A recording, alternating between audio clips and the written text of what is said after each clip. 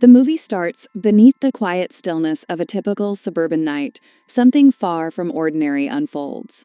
Privet Drive, neat, dull, and tucked away from anything unusual, sleeps under a moonlit sky. But on the edge of the street, a tabby cat sits motionless, eyes fixed on the corner, as if waiting for something or someone. In a sudden blink of light, a tall, bearded figure in sweeping robes steps out of the darkness. This is Albus Dumbledore, headmaster of Hogwarts, the greatest wizard of his age. He carries a strange silver device that gently pulls the glow from the nearby street lamps, casting the street in shadow. Moments later, the cat transforms, reforming into Professor McGonagall, stern, sharp-eyed, and deeply unsettled. She says nothing, but her presence speaks volumes. Then comes a distant roar overhead, growing louder. Through the clouds descends a flying motorcycle, landing with a powerful thud. It's ridden by Rubeus Hagrid, half-giant, keeper of keys and grounds at Hogwarts in his arms. He carries a small bundle, a baby. The child, quiet and sleeping, bears a lightning-shaped scar on his forehead.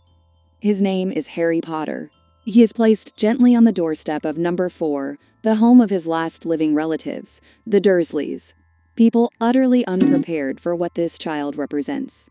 A letter rests beside him, explaining what little can be said. The three linger for a moment, eyes fixed on the boy who survived a curse meant to kill, the boy who vanquished the darkest wizard the world had ever known, Lord Voldemort. Then, one by one, they vanish into the night. The wind rustles, the baby stirs, and so begins the story of Harry Potter. Not with fame or celebration, but with a scar, a secret, and a doorstep under the stars. Years pass. The peaceful neighborhood of Privet Drive remains untouched by anything magical, at least on the surface. Inside the Dursleys' home, however, life is far from ordinary. Vernon Dursley, a large, overbearing man with a loud voice and a narrow mind, lives a life of rigid routine and unshakable normalcy. His wife, Petunia, is sharp-tongued and equally ordinary, with a disdain for anything out of the ordinary. They have a son, Dudley, a spoiled, pampered child who is as obnoxious as his parents. And then there's Harry. Harry, with his untidy hair and glasses that are always slightly askew. While the Dursleys live in their own version of normal, Harry's life is anything but. He spends his days in the cupboard under the stairs, living as little more than an afterthought in the Dursleys' world. They treat him like an inconvenience, forcing him to do the dirtiest chores and denying him any semblance of love or affection. On Dudley's birthday, the Dursleys treat Harry with their usual coldness. Dudley receives piles of presents, while Harry is given nothing. In an attempt to give Dudley a good birthday, they go to the zoo. As the brat throws a tantrum over not being able to have the perfect day, Harry finds himself standing in front of a glass cage holding a large boa constrictor. Without even realizing it, Harry unintentionally releases the snake by staring at it, causing the glass to vanish. The boa slips free, hissing a casual thanks as it slithers away, leaving panic in its wake. Uncle Vernon is livid, blaming it all on Harry. The next day, a letter arrives, then another, then dozens, flooding through every crack the Dursleys try to seal. In a panic, they board up the house, pack their bags, and disappear into the middle of nowhere, hiding in a storm-battered shack.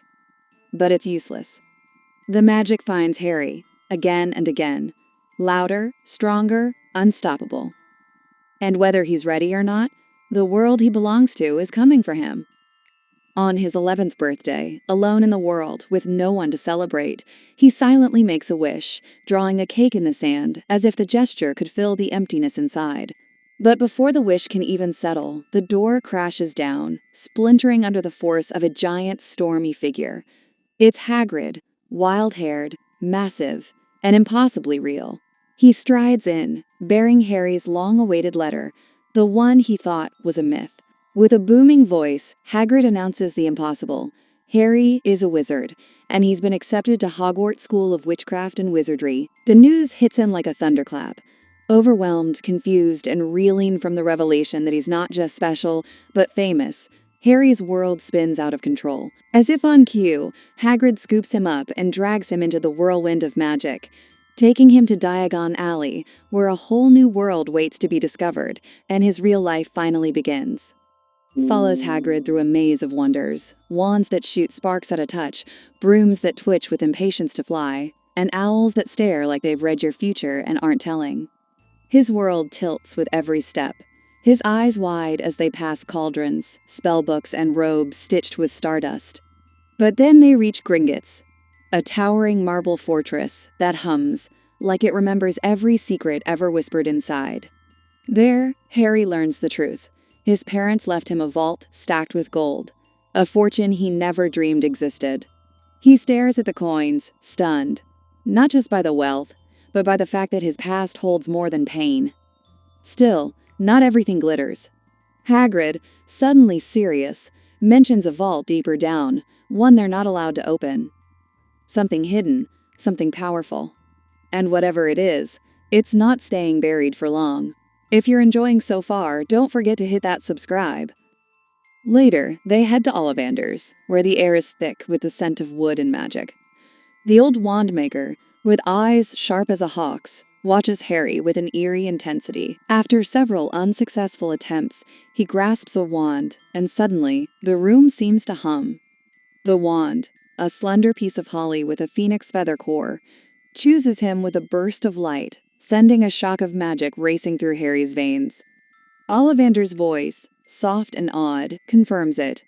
This wand and Harry are connected, just as much as the past is connected to his future. It's a moment that seals his fate. His journey into the magical world has truly begun. Harry stands frozen, staring at the brick wall hiding, platform 9 3/4, heart racing. The barrier's invisible to Muggles, and no matter how hard he tries, he can't figure it out. Hagrid offers vague advice, but it only confuses him more. Just as panic sets in, Mrs. Weasley steps in, smiling. Run straight at the barrier. Don't hesitate. Don't be afraid. Harry takes a shaky breath, sprints. The platform bursts into view, full of students and the gleaming Hogwarts Express. Ron grins and claps him on the back. With that, Harry steps into a world he never thought possible. Aboard the Hogwarts Express, Harry steps into a world even more magical than Diagon Alley, and it starts with Ron Weasley. Red-haired, freckled, and effortlessly real, Ron is the first person Harry truly connects with. They hit it off instantly, bonding over everything from their awkward childhoods to the wonder of chocolate frogs and Bertie Bott's every flavor beans, including that one unfortunate vomit-flavored mishap. The train ride is filled with laughter, stories, and the kind of comfort Harry's never known. Then comes Hermione Granger, bright-eyed, bushy-haired, and armed with more magical knowledge than the rest of the train combined. She bursts onto the scene, correcting Ron's wand work with the confidence of someone who's read every book. Twice. At first, she comes off as a bit of a know-it-all. Eager, intense, and a tad bossy, but there's no denying her brilliance. Though the trio doesn't click instantly, the spark is there. It's awkward, it's funny, it's real, and it quietly marks the beginning of one of the most legendary friendships in wizarding history. Upon arriving at the towering, enchanted castle of Hogwarts, Harry is thrust into the Sorting Hat ceremony, a rite of passage that decides where he truly belongs. The Sorting Hat, ancient and wise, pauses as it senses Harry's potential, flirting with the idea of Slytherin. But Harry, heart-pounding, whispers a quiet plea. Not Slytherin. The hat considers, then roars Gryffindor. The hall erupts in applause, and Harry takes his first real steps into a place that feels like home. Classes begin, and magic becomes reality. Harry and his friends fumble through Transfiguration with Professor McGonagall, float feathers with the tiny yet enthusiastic Professor Flitwick, and tiptoe around the ever-brooding Professor Snape, who clearly has a grudge against Harry for reasons he doesn't yet understand. During Madame Hooch's flying lesson, Harry stuns everyone by catching a broomstick midair like he was born to fly, earning instant respect and a spot on the Gryffindor Quidditch team. But Hogwarts isn't just magical, it's mysterious. Whispers about the Philosopher's Stone echo through corridors, and strange events start stacking up. Harry, Ron, and Hermione can't help but dig deeper. Between classes, castle secrets, and a three-headed dog that definitely shouldn't be indoors, the trio finds themselves swept into a puzzle far bigger than any first year should face. Still, with courage, curiosity, and a whole lot of teamwork, their legendary adventure is only just beginning. Rubius Hagrid, the half-giant gamekeeper with a heart as big as his hands, quickly becomes more than just a friendly face. He's a guide, a protector, and a bridge between the trio and the wilder, weirder corners of the magical world. Though he has a habit of saying a little too much, that only makes him more lovable and more interesting. Hagrid lets slip that he's acquired a very unique creature, a massive, three-headed dog named Fluffy. He beams with pride, as if Fluffy were a fluffy kitten, then casually mentions the beast is guarding something important on the third floor. On Halloween Eve, Neville Longbottom, usually quiet and timid, approaches Harry, looking pale and shaken. He admits, almost whispering, that he spent the entire day worrying about the first day, but it's Hermione who spent the day hiding in the girls' bathroom, crying. Before the group can even process that emotional bombshell, Professor Quirrell suddenly bursts into the room, stammering and panicked, shouting that someone has entered the basement on a dare. The announcement sends a ripple of panic through the students. Whispers turn to shouts, fear turns to fury, and the Great Hall becomes chaos. Just then, Headmaster Dumbledore rises, his presence commanding and instantly calming. With a few measured words, he restores order and instructs the prefects to escort everyone back to their houses. The professors follow closely behind, their expressions stern, eyes sharp, alert for any threat. Alarmed, Harry and Ron sprint after Hermione. Inside, the air is cold, and a dangerous creature looms over the shattered tile, snarling. Hermione is frozen, trapped. Without hesitation, Harry steps forward, heart racing, while Ron raises his wand, trembling but determined. Ice erupts, soaring high into the air. Time seems to slow as the creature lunges. Then, crash. The falling shards slam down with a deafening crack, knocking the beast unconscious. Silence. Moments later, the door bursts open, and professors rush in, their faces a mix of shock and disapproval. Hermione, still catching her breath, explains her actions. In the end, the trio stands together, united by the danger they faced. Their bond is sealed, something unshakable in the wake of their bravery. Professor Snape is their prime suspect. He's always lurking, always watching, and let's be honest, he radiates suspicious vibes. But something about Professor Quirrell's panicked outburst doesn't sit right either. Was it fear or guilt?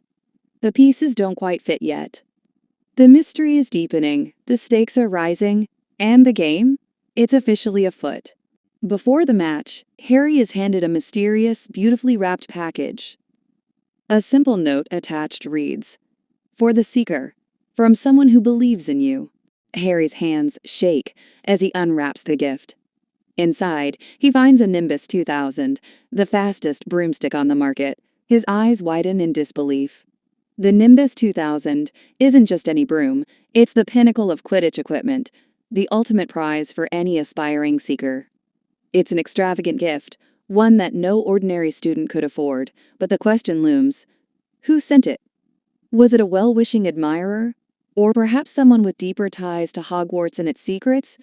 The Quidditch match between Gryffindor and Slytherin is about to begin, and the whole school is on edge.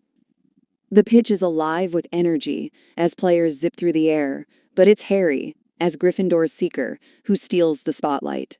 The crowd watches breathlessly as he weaves between bludgers, narrowly dodging them with the agility of a seasoned player. His eyes scan the skies, sharp and focused. There it is. The golden snitch, glimmering in the sunlight. During the Gryffindor versus Slytherin Quidditch match, things take a terrifying turn when Harry's broomstick begins to act erratically. At first, Harry thinks it's just a fluke, but soon the broom seems to have a mind of its own, jerking violently and throwing him off balance. The crowd gasps as Harry struggles to stay on, narrowly avoiding bludgers and diving toward the ground. It becomes clear that something is wrong, and it's not just bad luck. As Harry fights to regain control, he notices Professor Snape staring at him from the stands, his eyes locked on Harry's broom. The suspicion that Snape is behind the sabotage grows stronger as Harry's broom continues to behave dangerously. It's only thanks to Hermione, who quickly deduces what's happening, that she's able to act. In a moment of quick thinking, she uses her wand to set Snape's cloak on fire, breaking his concentration and causing the hex to be lifted. Harry is able to regain control and, with a daring dive, catches the golden snitch, securing the victory for Gryffindor. Beautiful and warm Christmas arrives at Hogwarts. Amidst the festive cheer, Harry receives a mysterious gift, a beautiful, intricate cloak. As he unravels it, he discovers it's a magical invisibility cloak, one that can hide him completely from the world. With Hermione gone for the holidays, Harry finds himself alone at the castle, his curiosity and determination pushing him to explore the depths of Hogwarts while hidden from view. Wearing the cloak, he sneaks around, knowing that this might be his best chance to uncover more about the Philosopher's Stone without being caught. During one of his nightly escapades, Harry slips into the library again, this time under the cover of Invisibility. He searches the dusty shelves, fingers brushing against the spines of countless ancient books, until one catches his attention, a book that seems to hold valuable information about the stone. Just as he's about to dive deeper into its pages, a shadow looms. Professor Snape enters the room, his footsteps sharp and deliberate. Harry freezes, a chill running through him. Snape's presence is enough to send an icy shiver down his spine. If he gets caught, the consequences could be catastrophic. Panicking, Harry quickly hides the book and bolts from the room, his heart thumping wildly in his chest. But in his rush, he trips, stumbling into a room that seems to have been forgotten by time. Inside, an ancient mirror stands in the center of the room. It's unlike anything Harry has ever seen. Curiosity pulls him closer, and as he gazes into it, he's not met with his own reflection. Instead, he sees himself surrounded by his parents, Lily and James Potter, alive and smiling at him with warmth and love. The image is so vivid, so real, that Harry's breath catches in his throat. For the first time, he feels the presence of his parents, even though they are long gone. The mirror shows him everything he's ever wanted, the family he's never known. Desperate to understand, Harry runs to wake Ron, hoping he can share in the strange vision. But when Ron looks into the mirror, he doesn't see Harry's parents. Instead, he sees himself as a successful, celebrated student at Hogwarts, exactly what he's always dreamed of. Confused and overwhelmed, Harry wonders what the mirror truly reveals and why it shows him something so personal, so painful. The mystery of the Mirror of Erised deepens, and Harry is left grappling with the truth of what it shows him and what it might mean for his future. Professor Dumbledore, who has been quietly observing Harry from a distance, arrives soon after.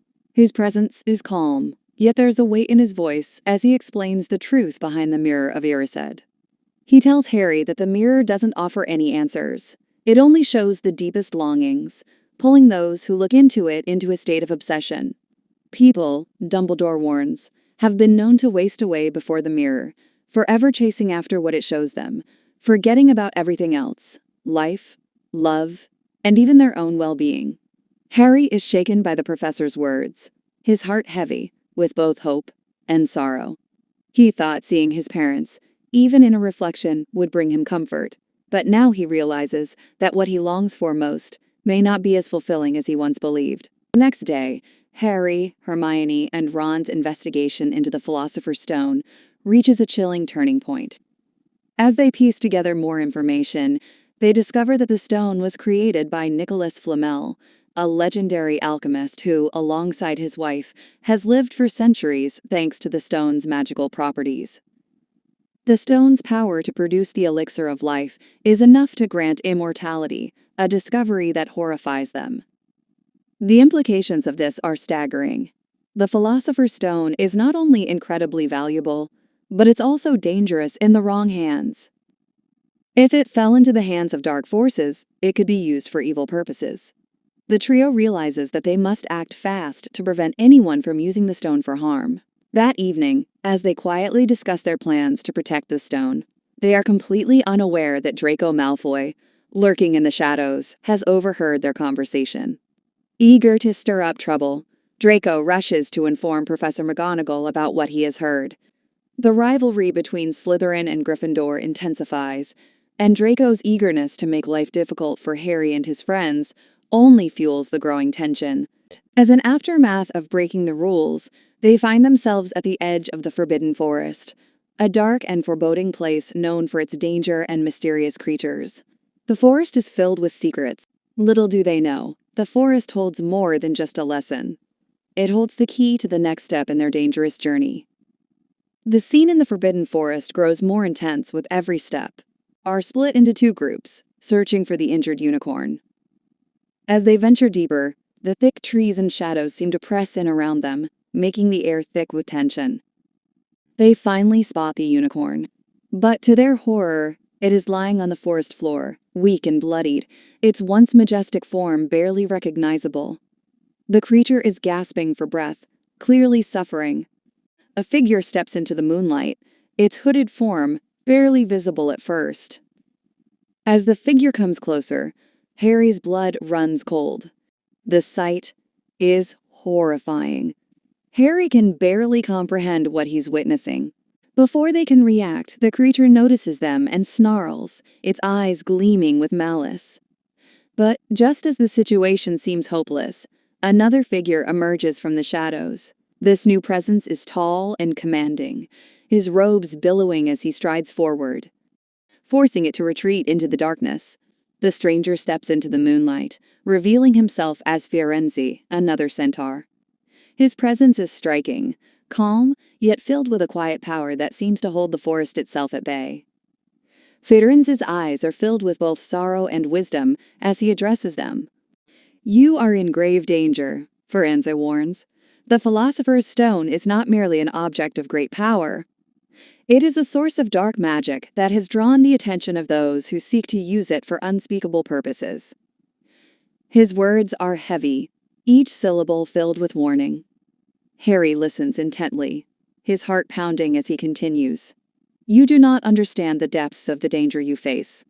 Those who seek the stone are driven by desires that go far beyond anything you can imagine. They would use its power to gain unimaginable control. And you, Harry Potter, are at the heart of it all."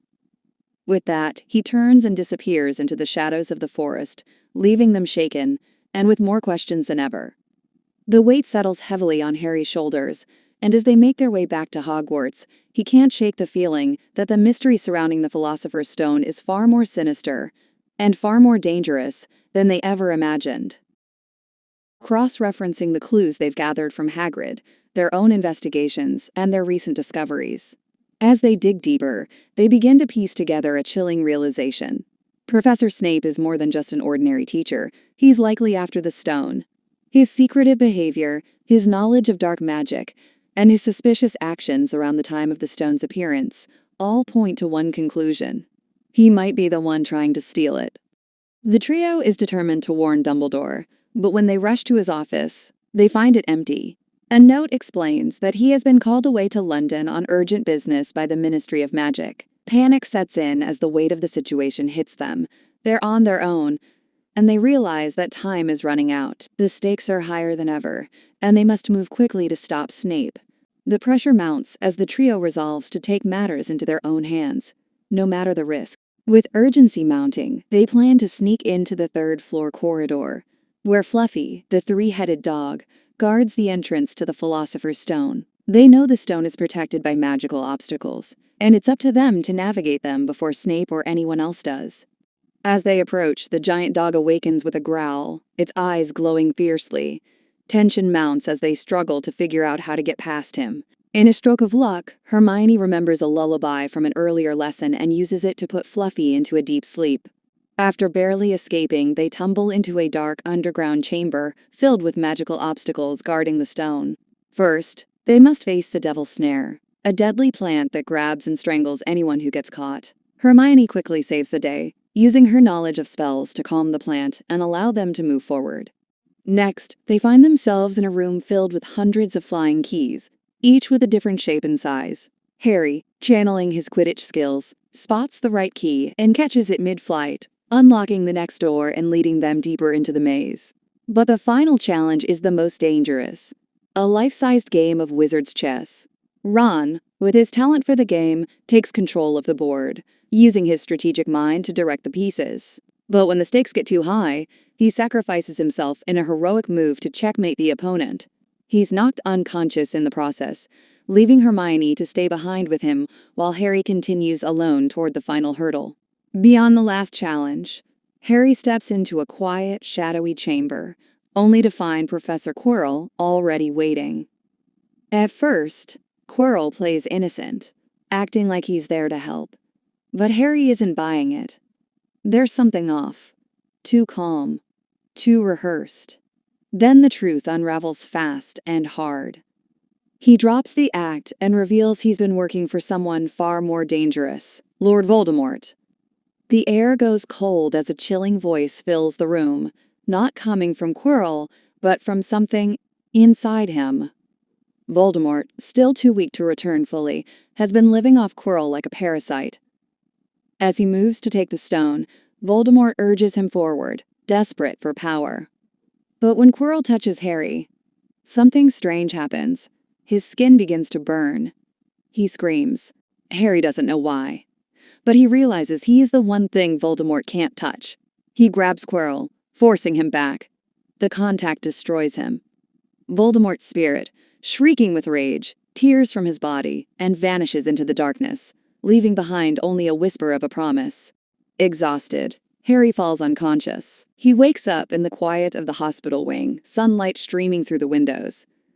His whole body aches, but the first thing he sees is Dumbledore, calmly sitting beside him. The stone has been destroyed. Nicolas Flamel agreed it was for the best. Better no one have it than it fall into the wrong hands. Harry nods, still trying to process everything.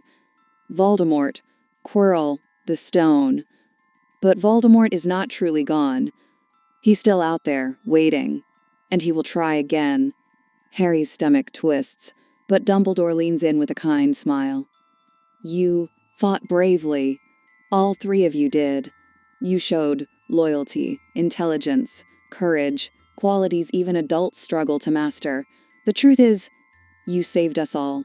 Leader, the Great Hall glows with golden light as Dumbledore announces the final points, and cheers erupt as Gryffindor takes the house cup, thanks to bravery, quick thinking, and even Neville's moment of courage. Harry, Ron, and Hermione, a little bruised but grinning, sit shoulder to shoulder, bound by everything they've been through. At the train platform, Hagrid waits with a tearful smile, pressing a photo album into Harry's hands, memories of the parents he never got to know. With a bear-sized hug and a promise to write, he sends them off. The train whistles, steam curling into the sky, as it pulls away from the station. Inside, the trio leans back in their seats, watching the castle fade into the distance. For the first time, Harry feels it. He's not just going home. He finally has one,